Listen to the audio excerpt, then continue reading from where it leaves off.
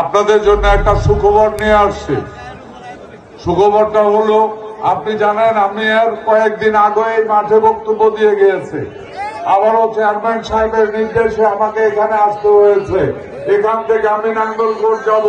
সারা বাংলাদেশে প্রত্যেকটা নির্বাচনী এলাকার কোথায় কে কত ভোটের ডিফারেন্সে পাস করবে তার হিসাব এরই মধ্যে আমাদের কেন্দ্রীয় টিমের কাছে এসে গেছে।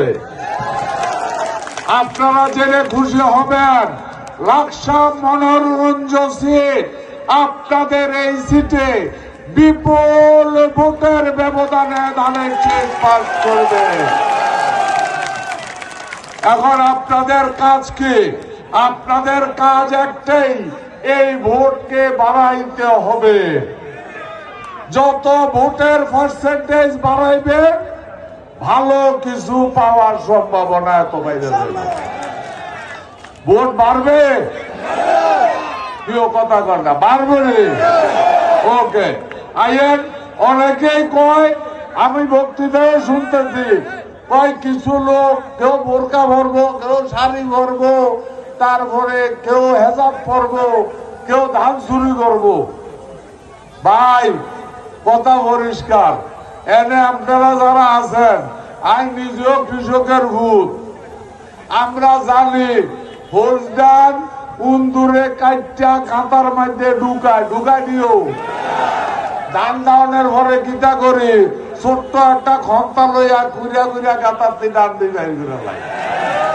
যদি কেউ ধান কাটার চিন্তা করেন, একটা কথাই কব, বিএনপি জানে কাতার থেকে কিভাবে ধান কইরা বাইর করে আনতে হয়। প্রিয় ভাইয়েরা আমার, কালাম সাহেবকে কেন ভোট দেবেন? আল্লাহ বলে মানুষকে ধন দেওয়ার আগে আল্লাহ মন চায়।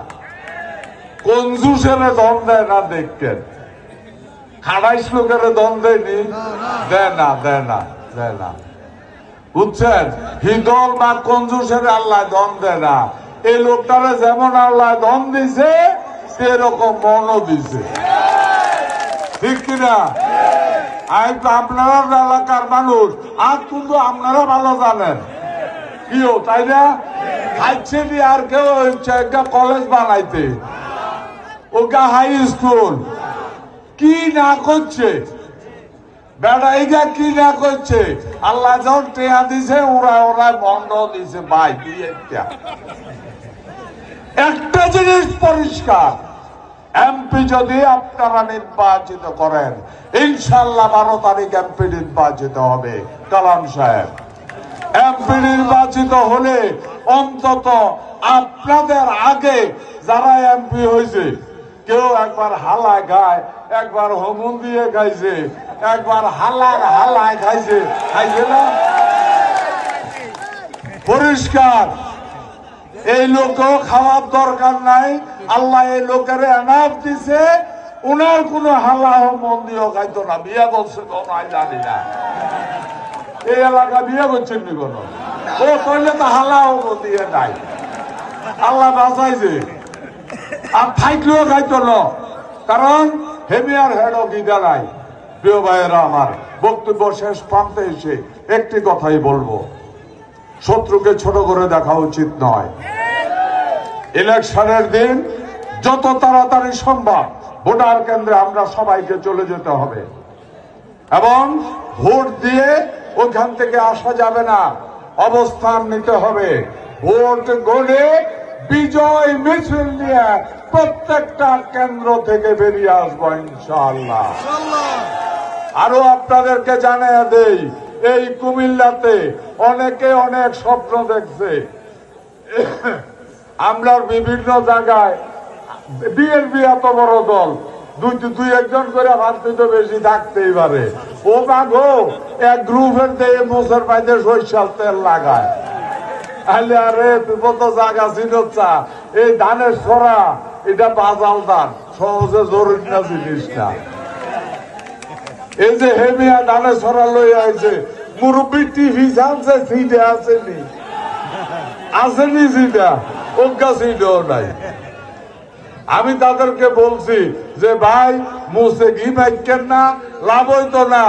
বিএনপি দেশের স্বার্থে, জাতির স্বার্থে, দলের স্বার্থে, শহীদ জিয়ার নামের প্রয়োজনে, ইজ্জতের প্রয়োজনে, শিক্ষার কারণে বিএনপি আবার সবাই এক হয়ে যাবে।